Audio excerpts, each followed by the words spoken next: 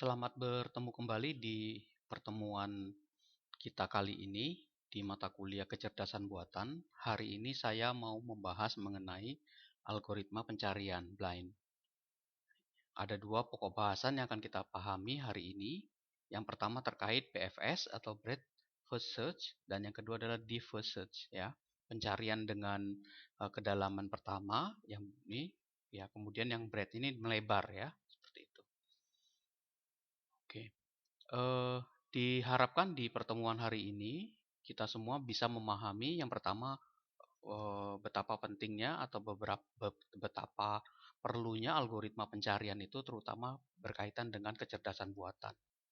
Kemudian yang kedua, kita ingin mengetahui contoh-contoh algoritma pencarian yang ada itu yang akan digunakan untuk mendapatkan solusi dari proses pencarian tersebut. Kemudian kita akan pahami hari ini ada dua yang terkait tentang blind search, ya, pencarian buta. Yang pertama adalah dengan cara BFS dan yang kedua dengan DFS, ya. Seperti biasa, jika ada pertanyaan nanti bisa disampaikan di kolom komentar di video ini ketika sudah saya share di YouTube. Oke. Kita lihat metode pencarian dulu, ya.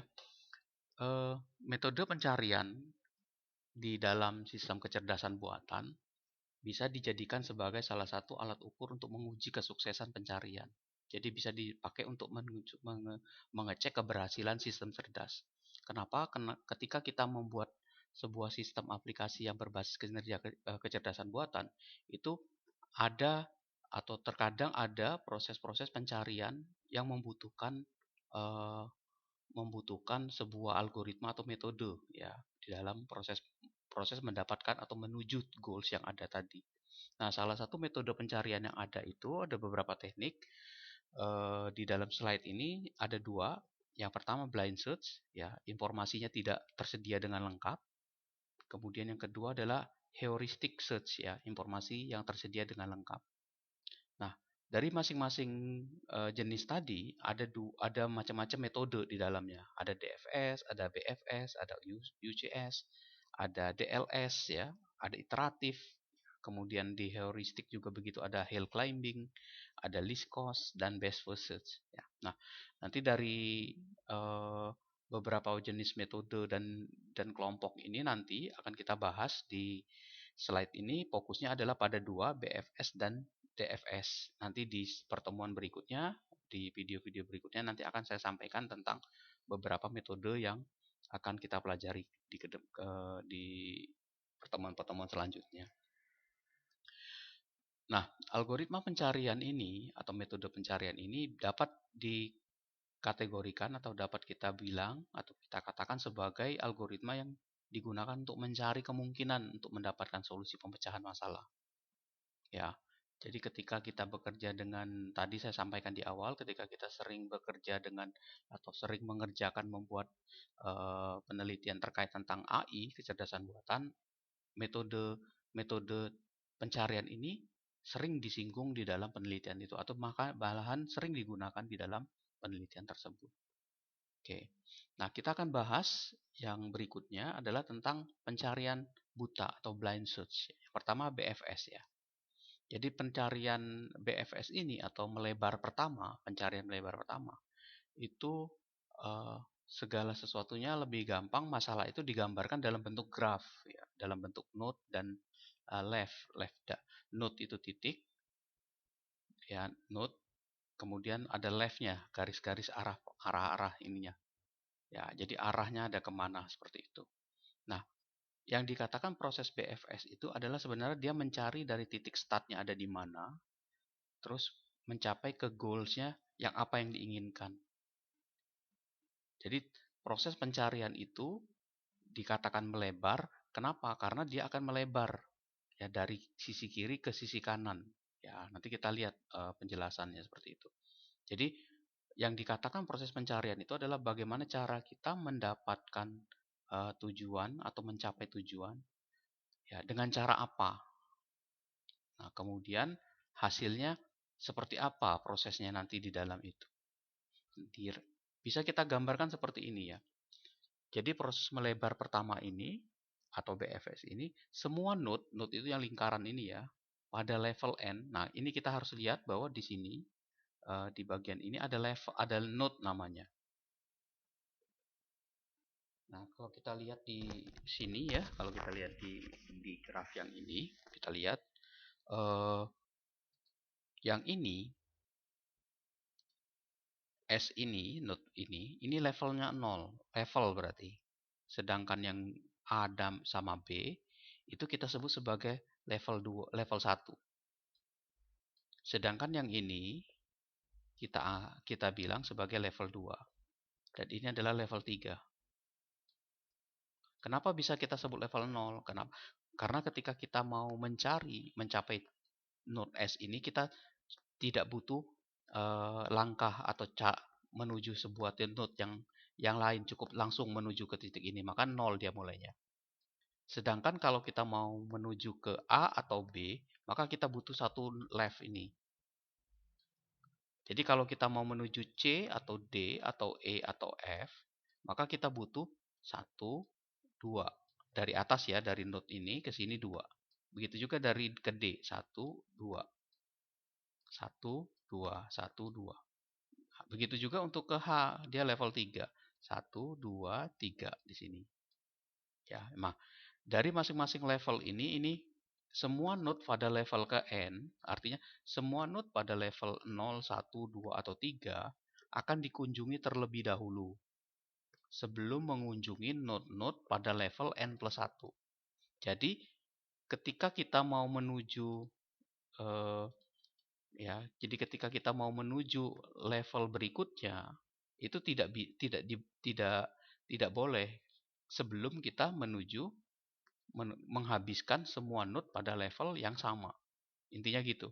Jadi semua node pada level N, jadi kalau level 0, ya 0 ini, akan dikunjungi terlebih dahulu. Jadi dihabisi dulu. Nah, kebetulan di sini cuma 1. Ya. Maka dia cukup pada cuma 1 ini, titik pada node S ini. Terlebih dahulu sebelum mengunjungi node-node pada N plus 1. Jadi 0 ditambah 1 kan level 1 ini. Nah, ini node-nya pada level 1. Jadi kalau saya mau berpindah ke level 2 di bawah, maka node 1 ini dihabisi dulu. Maka setelah mengunjungi node ini, A, maka saya habisin dulu node ini. Ya. Kemudian saya baru bisa pindah ke node yang level di bawah, yang level N plus 1-nya. Baru habisi dulu level yang setingkat dengan level itu. Baru kemudian pindah lagi ke bawah atau ke level N plus 1, baru kemudian terus sampai dengan goals yang kita ingin capai itu sudah memenuhi belum, sudah tercapai belum node yang kita ingin capai. Ya, jadi itu yang secara ilustrasi pencarian melebar pertama. Ya. Nah, kemudian yang berikutnya, pencarian dimulai dari node akar terus ke level 1 dari kiri ke kanan. Jadi setelah kita ketemu titik ini, kita pindah ke level berikutnya.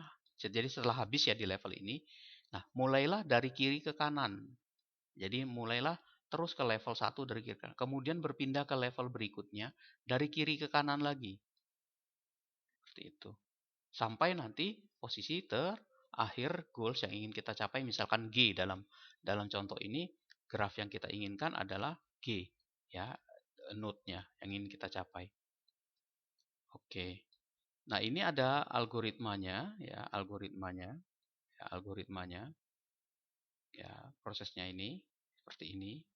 Nanti akan kita coba pahami dengan kasus yang ada ya, seperti itu. Oke. Kemudian yang berikutnya adalah keuntungannya dari BFS ini adalah dia tidak akan menemui jalan buntu. Kenapa? Karena setiap node itu akan disamperin, ya, akan dijumpai oleh dia. Jadi contoh penggambarannya ini, ya. Jadi ini akan ditemui semua sama dia.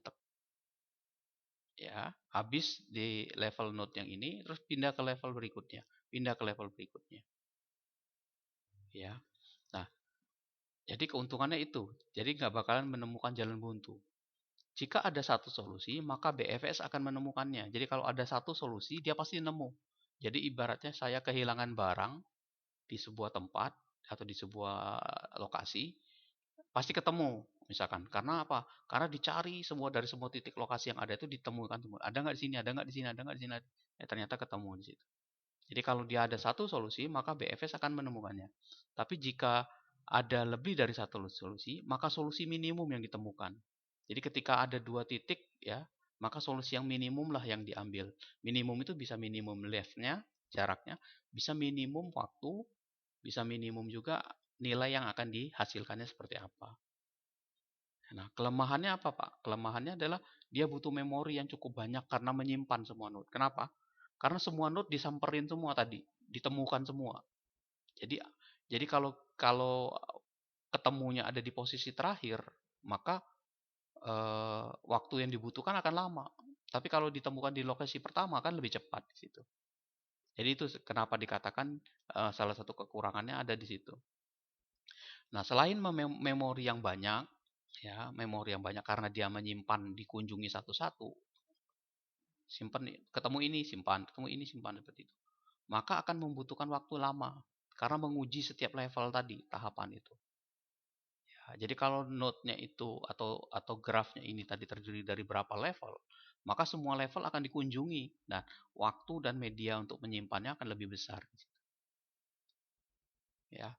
Jadi ini yang kita sebut sebagai salah satu hal-hal yang menjadi catatan ketika kita mau menggunakan BFS ini. Berikutnya adalah algoritmanya di sini.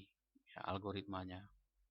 Ya, ini algoritmanya ini menyatakan proses untuk kita menelusuri ketika kita implementasikan ini ke dalam sebuah program. Ya, breadth first search state space tanda sigma itu terdiri dari S, ya, simpulnya apa, kemudian left-nya apa, node-nya apa, dan titik-titik yang disamperinnya apa nilainya. Pertama nilainya 0, ya, setting 1, close, ya, belum ada. Nah, selama prosesnya itu tidak kosong, artinya tidak ketemu dengan node yang kosong, ya, tidak ketemu dengan jalur yang kosong, maka dia akan open terus dia. Terus dicek satu-satu, kemudian jika goalsnya sama, sesuai dengan diinginkan, maka dia keluar return X, kemudian baru insert lagi terus dan seterusnya prosesnya. Nah, ilustrasi algoritma ini bisa kita buat nanti di contoh, kita lihat di contohnya ya. Oke.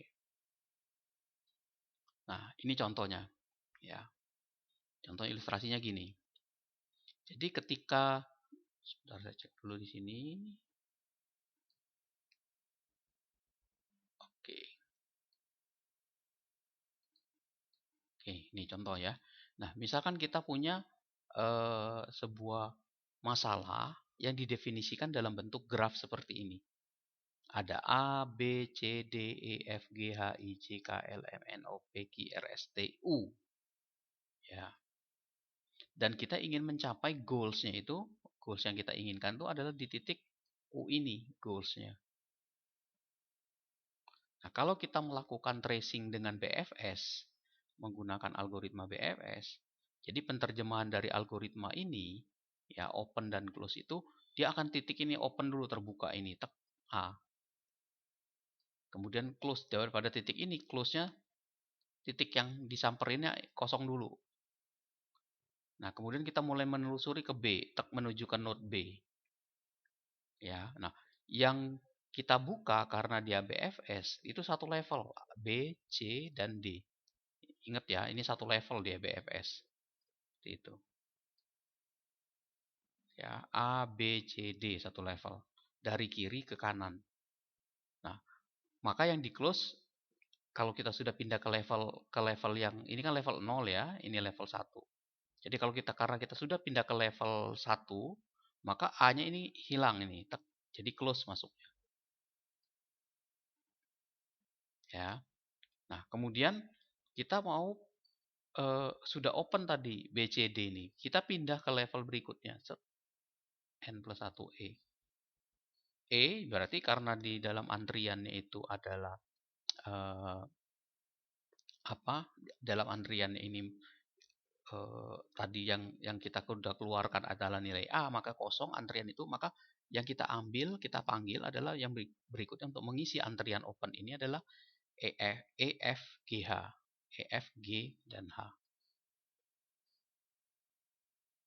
Ya, ya. Sorry, sebelum ini kita isi C, D, E, F dulu nih. Satu ini dulu ya, satu ini. Jadi C, D, E, F ini saya hapus dulu ya. Nah, ini. Jadi E, F. Jadi nanti di dalam antrian itu adalah C, D, E, F. Ya. Kemudian titiknya ini nanti artinya kita sudah pindah start nih. Level 0 ini titik start awalnya yang A ini sudah berpindah ke level ke B ini sekarang, titik start awalnya. Maka B-nya ini kita keluarkan dari antrian, maka tinggal B dengan A di sini. Ya, B dan A. Kemudian yang berikutnya, ketika kita pindah ke C, ya, maka yang masuk itu ya, tadi kan berarti ini udah titik startnya udah berpindah dari B ke C, maka yang berikutnya adalah DE, EF, ya, GH nih kita ambil nih tak satu ini. Yang menempel di sini di C-nya, titik startnya ini. Jadi yang terisi adalah DE, EF, G. Nah, maka yang C-nya ini kita keluarkan nanti muncul ini. Nah, begitu juga ketika dia pindah ke D, ya, ke D, maka titik start D ini nanti di dalam antriannya akan bertambah jadi I dengan J. Jadi di dalamnya isinya adalah EF, GH, IJ. Ya, EF, GH, IJ. Yang ini nomor 5 ini. Ya. Nah, kemudian D-nya ini hilang nanti, tek masuk di dalam antrian. Close nih. Tek close. Terus berlanjut ya. Sekarang titiknya adalah E. Nah, maka F, G, H, I, J, K, dan L. Nih, F, G, H, I, J, K, dan L. Maka E-nya masuk di dalam sini. Ya, seperti itu. Nah, kemudian yang berikutnya, ketika dia berpindah ke F, ya, pindah ke F, pindah ke sini ke F ini, maka nambahnya di sini, nambahnya di sini G, H, I, J, K, L dengan M. Nah, L is already open. Kenapa? Karena sebelumnya ada dua, karena sebelumnya sudah ada cabang dari E. Maka L ini dianggap sama di sini. Jadi cukup sekali menulisnya. Jadi yang masuk di dalam close-nya nanti adalah F, ya, F, E, D, C, A, B. Jadi mundur ya dari F, E gitu ya. Terus begitu juga pada saat kita mau ke G ya. Nanti G-nya keluar, tinggal H, I, J, K, L, N. Nambahnya N di sini. Ya. Nambahnya N, nanti keluarnya adalah G, F, E. Terus dan berlanjut sampai dengan terakhir adalah di goals yang ini. Ya, nanti bisa kalian teruskan ya prosesnya seperti itu. Nah, yang perlu kita perhatikan adalah bahwa proses BFS ini, ya proses BFS ini tadi ya sesuai dengan algoritma. Mulailah dari titik start awalnya, kemudian habisin di level berikutnya, di level yang sama, node-node-nya, baru berpindah ke node berikutnya ketika sudah selesai atau habis di node di level tersebut. Nah, coba perhatikan pada iterasi ke-6 yang ini. Ya, pada F, G, H, I, J, K, L. Jadi ketika dia menentukan titik ini, ya, yang ini, F ini, ya, terlihat tergambar gini. Tuh. Ya, yang ini coklat ini adalah close, sedangkan yang warna ini adalah opennya nih, yang teropen tuh.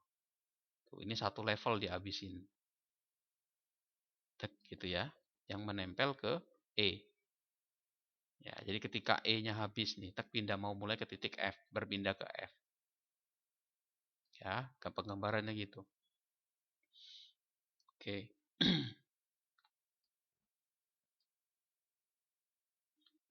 Kemudian yang berikutnya, contoh berikutnya adalah gini. Nah, ini bisa dibuat visualisasi seperti ini juga. Jadi bebas ya. Jadi kita punya node atau masalah digambarkan dalam bentuk graf seperti ini. Ya, 1, 2, 3, 4, 5, 6. Visited artinya yang dikunjungi, itu node 1 sampai 6, itu 0 ini belum dikunjungi berarti. Nanti di dalam antriannya apa isinya. Ini ibaratnya sama kayak open sama close tadi. Namanya beda. Nah, sekarang kita visited, kita kunjungi titik node 1 dulu. Maka 1 nih kita kunjungi di sini. Maka antriannya adalah 1 isinya. Nilainya 1, node 1. Kemudian ketika kita mencoba visitednya ke ke node yang nomor 2, ini satu level ini, jadi dihabisin satu level ini, maka level satunya ini kan, ini. Level satunya kan ini level 0. Habisin semua sini, ya. Maka yang masuk di dalam antrian adalah saat ini adalah 2 dan 3. Maka yang tercetak dia 1 dulu nih. Ya. Jadi setelah kita removing 1 dari antrian dan mencetaknya, kita di dalam antrian ini ya akan hanya menampilkan ini 2 dan 3 ini. Ya, jadi setelah antriannya dikeluarin ya, tercetak 1, maka tinggal tersisa 2 dan 3. Nah, selanjutnya sama. Ketika kita mengunjungi level 2-nya, ya, level 2-nya ini berarti kan 4 dan 5 nih level 2. Nih. Ya, maka antriannya 4 dan 5. Ya, maka yang tercetak adalah 1, 2, 3. Habisin di dalam level 1-nya. Habisin nih level 1 dan level 0-nya. Ya, ini untuk mengunjungi mengunjungi 5, 4, 5. Ya. Oke, jadi setelah awalnya itu antriannya ini 1, 2, 3, 4, tek, tek, 4, 5. Nah, antriannya masuk nih 3, 4 nih di sini. 3 itu masih masuk nih. Jadi setelah dia pindah dari 2 kan ke 3 nih. Nah, 3, maka 3-nya masih ada, keluar 3-nya ini, ya, pindah ke print ini. Nah, maka yang di antrian tersisa tinggal 5, 4, 5. Baru terakhir pindah ke visited 6. Tek, tinggal 6 ini.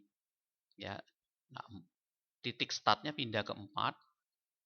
Ya, 4-nya kita keluarin. 4-nya kita keluarin ke sini antrian. Kemudian ya antriannya ini kunjungi ke 5, pindah ke sini ke 5, maka 5-nya masuk di sini 5 dan 6. Ya, kemudian setelah berpindah dari 5 ke 6, ya, 6, maka 6-nya masuk di dalam antrian. Kemudian setelah keluar, ya, setelah selesai dikunjungi, maka tersisa ini. Jadi urutan proses pembacaan BFS-nya itu adalah 1, 2, 3, 4, 5, dan 6. Jadi 1, 2, 3, 4, 5, 6. Jadi zigzag ya. Seperti itu. Jadi seperti ini jadi. 1, 2, 3, 4. Sorry. 1, 2, 3, 4, 5, 6. Nah, seperti ini modelnya ya. Titik-titiknya ada di sini. Oke, ini contoh kedua dari BFS ya. Oke. Nanti silakan ya kalau ada belum paham bisa dituliskan di kolom komentar. Nah, yang kedua kita lihat adalah tentang depth first search ya, pencarian mendalam ya. Proses pencarian ini dilakukan pada semua anaknya dulu. Jadi turunan di bawahnya juga. Jadi bukan dia pindah ke level, tapi di level itu nilai-nilai anaknya itu ditelusuri dulu. Dilakukan pencarian dulu ke node-node yang selevel. Setelah itu baru pindah ke level berikutnya. Ya. Nah, contoh penggambaran gini. Jadi kita nyari dulu di titik S. Oke. Nah, dia tidak karena dia tidak punya lagi yang sama node yang selevel dengan dia pindah ke level berikutnya, tek ke A. Nah, di titik node A ini ya, dia punya anaknya. Dia punya sub nih di sini, sub node C dan D. Maka tidak pindah kalau breakfast tadi BFS pindah ke node level yang selevel dengan dia, tapi ini enggak, habisin dulu anaknya, pindahin dulu, terus cari dulu di level anaknya ada apa tidak. Kalau sudah selesai ya tidak ada lagi node-nya, pindah ke node yang level tadi ya, ke level awalnya tadi yang lebih tinggi dari anaknya tadi, tek B. Jadi node B ini dalam hal ini level 1. Ya. Terus abisin lagi E, ya. Kemudian E ini ada lagi, E ini punya turunan, cari lagi di H, cari lagi di G. Kalau tidak ditemukan di G, maka dia pindah ke node berikutnya. Tapi kalau ketemu, dia sudah berhenti di sini. Goalsnya G misalkan. Berarti node yang tidak kita samperin adalah F, ya, seperti itu. Nah, ini algoritmanya, ya, seperti ini. Keuntungannya apa? Membutuhkan memori relatif kecil karena hanya node-node pada lintasan yang aktif saja yang disimpan. Jadi pada saat kita mau melakukan penelusuran, kalau kita lihat di sini ya, F ini nggak kita telusuri kalau kita tujuannya G. Kenapa?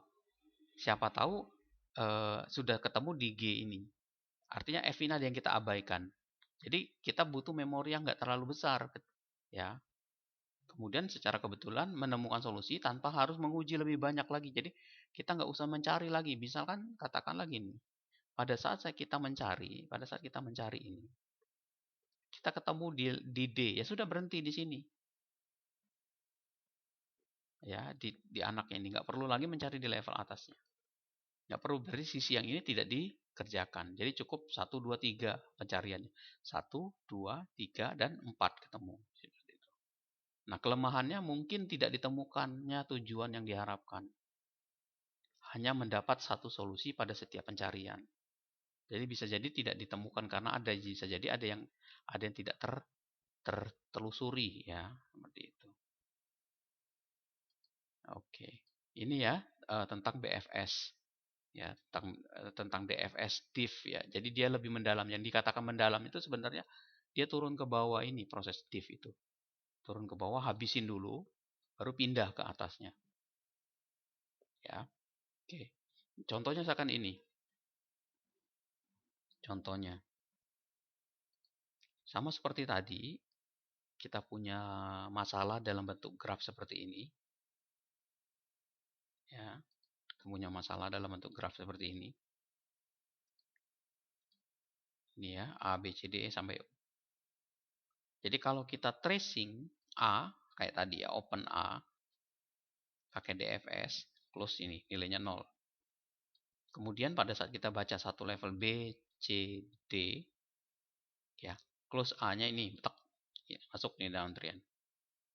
Satu level ini ya, satu level. Nah, kemudian ketika kita pindah ke level E, ya, B-nya hilang nih. Ya, maka yang masuk ke dalam, ketika kita masuk B ini, maka yang baca adalah E dengan F. Ini tambahannya nih, di opennya ini. Ya, ketika kita milih titiknya B, maka di antriannya adalah A dan B. Close-nya. Nah, begitu juga pada saat kita berpindah bukan lagi ke sisi sini, tapi ke bawah dulu ke KA ini. Jadi setelah ditelusuri B, E, dia telusuri K. Nah, pada saat dia baca K ini, ya, maka yang ditambahin diambil L juga ya, K dengan L. Ini satu nih. Maka yang ditambahin di sini K dengan L, ya, ditambah F, E, D, C. KL, F, C, D. Ya, seperti itu. Maka di sini keluarnya adalah E, B, dan A. Nih. Yang ini nggak masuk nih. Jadi karena dianggap masih terbuka ininya. Kemudian K ini pindah ke L misalkan. L. Ya, nih. Ya, KL. Kan ini kan tadi, sorry, ini KL. Nah, yang berikutnya bukan pindah K ini, bukan pindah ke L. Tapi di bawah ini ada S sub dari K ini. Jadi setelah K dia ke S. Maka nambah di sini S. Jadi S, L, K, sorry, S, L, ya ini S, L, F, C, D. Nih, S, L, F, C, D. Opennya. S, L, F, C, D. Ini K-nya ini kan sudah masuk ke dalam sini nanti ini. Oke. Nah, kemudian ketika dia S ini udah selesai, ya, S ini udah selesai, dia pindahnya lompatnya ke sini dulu nih, ke L ini dulu. Nih, ya. Jadi L ini nanti L F C D. Close-nya apa? Close-nya adalah SKEBA. SKEBA. Habis nih berarti ini. Ini udah ditelusuri nih. Ya. Nah, L ini pindah kemana? L ini. Setelah dari titik ini. Pindahnya ke mana? Ke T. Ini T. Habisin dulu nih ke bawah ini. Anaknya ini. Jadi nanti yang tersisa di dalam itu ada di dalam open itu nanti T, kemudian F, C, D. Nah, yang di dalam close-nya apa? L tambahannya. Jadi L, S, K, E, B, A. Terus kemudian setelah dari T kemana? Setelah dari T. Setelah dari T, ini F ya tadi ya. Nah, setelah dari T dia naik naik ke F ya. Naik ke F ini. Set. Jadi sisanya tinggal nanti F C sorry T F C D. T F C D. Nah, di dalam ininya nanti tambahin L. Nih tambahinnya. Tambahin T dan L. Setelah dari F pindah ke M. Ya. Pindahkan ke M. Ya, ini MCD. Jadi MCD. MCD. Jadi tambahinnya nanti tambah TLS keba. Ya, tambahinnya adalah T. TLS keba. TLS keba ke atas. Ya. Nah, kemudian ketika kita pindah ke M, ya M ini dia MCD nih, tinggal MCD. Nah, tambahannya apa di sel MCD ini? Karena L-nya sudah ada dari open sebelumnya, ini kan cabangnya 2 ya. Maka yang ditambahin adalah FL ya, FT ini FTLSK bar. Gitu. Kemudian setelah M pindah ke mana? Pindah ke C, lompat ke sini. Nah, C ini tinggal dua opennya C dengan D. Maka di dalam CD ini tambahannya adalah M. Nih. Ya. Kemudian setelah C kemana? Pindah ke G. Ya, pindah ke G. Jadi tambahannya nanti G, ya tambahannya itu di dalam ini G, H, D. C-nya kan udah habis nih. G, H, D. Jadi G, H, dan D. Nah, tambahan di dalam close apa? Tambahannya adalah C. Ini C. Nah, terus kemudian yang berikutnya di dalam ini. Di dalam 12 ini. Nanti 12 ini, ya 12 ini kan GHD ya. GHD. Berarti kalau dia pindah ke sini, opennya, maka bukan GHD lagi. Ya, isinya. Ya, karena G-nya kan nanti pindah ke sini. Ini close-nya. Close-nya itu nanti isinya adalah tambahannya G. G, C, dan seterusnya. Sedangkan di sini nanti yang isinya adalah I. Ya, I. Ini kan GHD. Ya, GHD. Maka G-nya nanti keluarkan. Tinggal IHD. IHD. Atau tambah J boleh. JIHD. JIHD. Gitu. Terus lanjut lagi ya. Setelah dari sini bukan JIHD, sorry. Bukan. Salah saya BFS nih.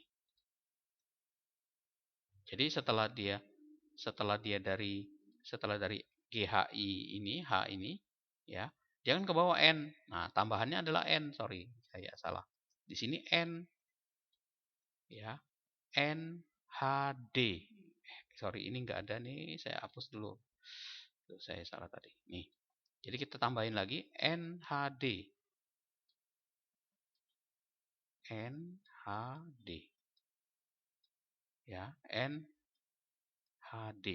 G-nya udah masuk ke dalam sini kan tadi. Nah, berikutnya setelah N selesai pindah ke H. H-nya masuk ke sini, HG dan seterusnya. Ya. Terus yang berikutnya ininya isinya adalah O. Masuk O. O, O, H, D. Ya. Terus setelah ini pindah O, H, baru habis ke sini.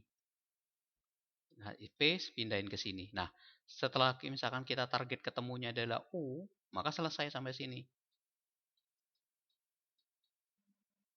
Selesai. Jadi ada titik yang tidak disamperin tuh ini. Nih, ini nggak disamperin. Tapi kalau kita targetnya mencari R, maka dia terakhir ketemu di titik ini. Itu ya ilustrasinya ya. Mudah-mudahan bisa dipahami ya. Oke. Oke, itu DFS ya. Nah, pencarian DFS ini dan BFS ini disebut pencarian blind.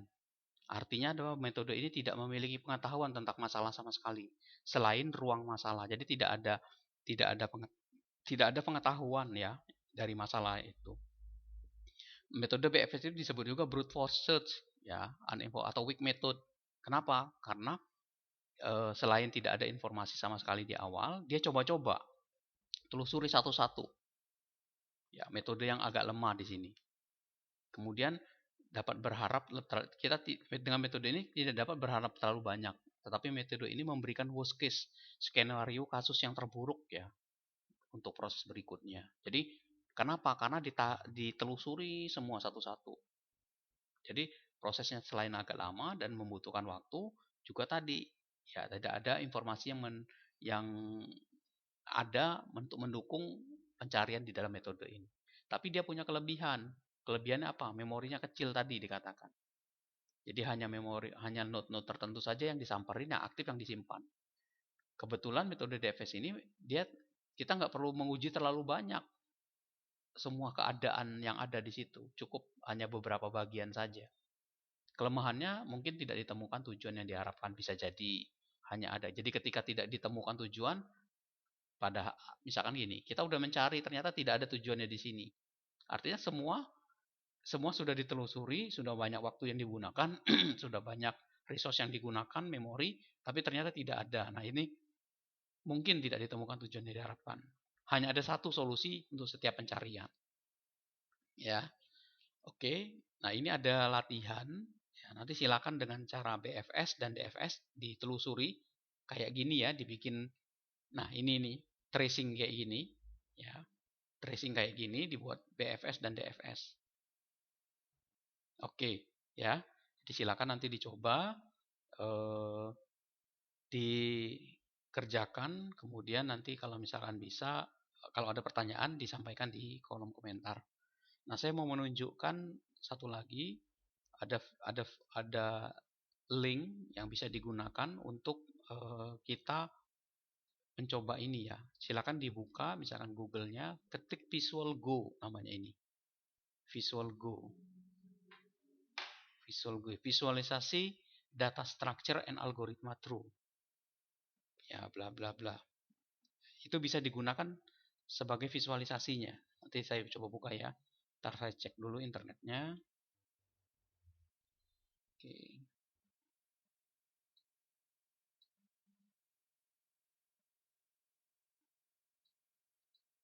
Nah, di dalam web itu Visual Go ini ada model penelusuran dengan BFS dan DFS.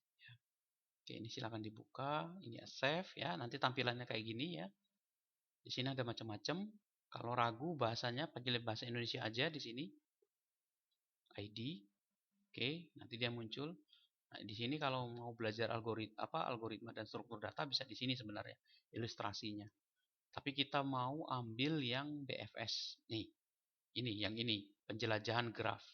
Ada BFS dan DFS. Oke, saya ambil yang BFS ya. Nah, ini di sini. BFS. Saya tinggal klik aja.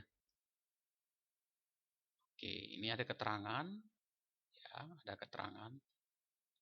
Ya, ini bisa dipakai, di close ya. Nah, ini contoh grafnya. Jadi kalau saya punya grafnya ini contohnya saya bisa pilih di sini menunya. Nanti di sini ada menu, ya. Bisa gini tampilin ini ya. Terus di samping sininya ada keterangan, terus ada algoritmanya nanti di sini. Sekarang saya pilih yang BFS, gambar grafnya ini. Pilih titik pencarian awalnya 0, titik ini, terus lakukan. Nah, dia akan nemuin ke sini, habis itu ke sini, habis itu ke sini, ya, terus ke sini. Jadi yang ditelusuri adalah 0, 1, 2, 3, 4. Nah, ini algoritmanya. Ya, ini bisa kita copy nanti. Di sini dikatakan gini, BFS telah selesai. Edge berwarna merah dan abu-abu adalah edge pohon atau non pohon dari pohon perentang BFS. Jadi ini pohonnya.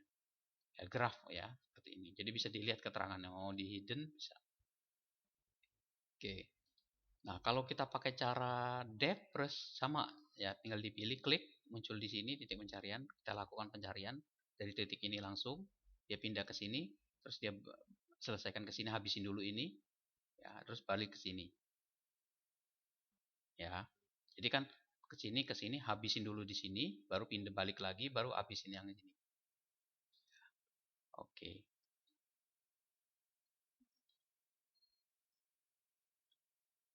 Nah, ini kita bisa buat juga kalau kita mau misalkan Kak gambarnya kita buat boleh nggak Pak? Versi kita bisa. Klik di sini, nanti gambar grafik di sini. Nah, ini ya, di sini area ini. Ini tinggal kita clear, kita bisa gambarkan di sini. Misalkan di sini A. Sini saya buat di sini 3. Ya, nanti tinggal saya klik sini panahnya sini. Ini saya tarik drag ya, ini ke sini. Ya, seperti itu. Terus kemudian ini saya clear dulu, ini saya ulangi dulu. Cuman dia memang ada batasan di sini. Oke, ini satu, ini ke sini. Nah, ini kan. Terus nanti dia punya 2 lagi di sini. Ini saya tarik ke sini. Ini lihat nih, ada peringatan tidak ada error, berarti kalau ada error dia error. Terus kemudian 4 ini, yang ini E ya, berarti di sini ada 1 titik, di sini ada 1 titik ya. Jadi ini ke sini ya. Oke. Kemudian 4 ini dia punya 2 titik sini, 1 klik. Nah, ini ke sini. 5-nya yang ini ke sini. Ini 1 titik lagi, saya tarik ke sini. Oke, ini M ya. Terus ada titik 1 ke bawah, ini ke sini. Yang ini T. Nah, kemudian kita habisin yang sisi ini ya, ada 2 ya. 1, 2. Ini 1 ke sini, ini 1 ke sini. Oke, untuk H. Ini 1 ke sini, tarik ke sini. Kemudian di sini ada 2, O dan P. Tarik sini, tarik sini. Ya. Kemudian sini 3-nya ada 2 juga. 1 tarik sini. Oke. Oke, gitu ya. Nah, ini nanti ini ke sini. Klik. Di sini ada 2. 1 ke sini, 1 ke sini. Kemudian 1 lagi di sini. Oke.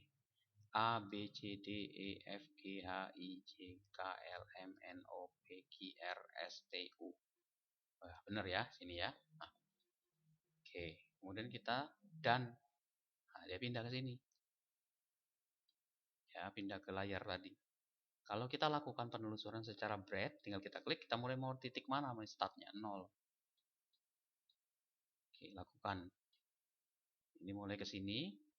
Ya, ini pindah ke sini, pindah ke sini, habis ke sini, ke sini, ke sini, ke sini. Ya, pindah ke sini. Lihat arus area panahnya. Ya, habis ini di sini.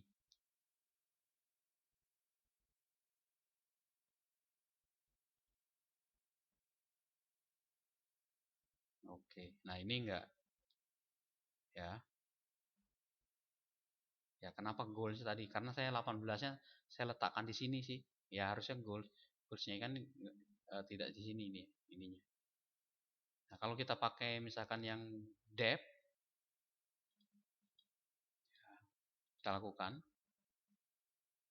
Oke, pindah ke 4, 5, 6, 7, ya, 8, 10, ya, pindah sini, habisin ini, pindah ke atas, habisin 2, pindahin ke sini, habisin ini, pindah ke 2 lagi, habisin 12, 14, naik lagi ke 12, habisin 15, habisin 21, ya, naik lagi, naik ke sini, naik lagi, habisin ini. Nah, ini urutannya ini. Ini harusnya kan harusnya 15, 16 ya. Di sininya ini berurutan, tadi saya salah di sini. Ya, jadi kalau kayak gini dia selesai di sini karena ini lebih besar angkanya. Ya. Atau ini bisa diedit nggak? Misalkan di sini kita edit, bisa nggak diedit? Terlalu banyak simpul di layar, harap gambar grab lebih kecil. Nah, kan seperti itu dia. Oke, nggak bisa diedit ya ini ya. Misalkan saya tuker tuh, nggak bisa ya. Jadi arah panahnya. Jadi kalau mau dihapus itu. Ya. Jadi ini bisa dijadikan sebagai bahan bagi kalian untuk menyelesaikan latihan yang ada ya, untuk memahami ini. Ya. Oke, dari saya itu ya. Nanti silakan dikerjakan latihan ini. Nah, nanti kita akan bahas lebih detail tentang ini ketika implementasi dan contoh kasusnya. Ini kan baru analisisnya. Penggunaannya buat apa sih, Pak? Nah, nanti saya bahas di slide berikutnya, di video berikutnya ya. Oke, dari saya itu aja. Terima kasih, selamat mencoba ya. Terima kasih, selamat siang.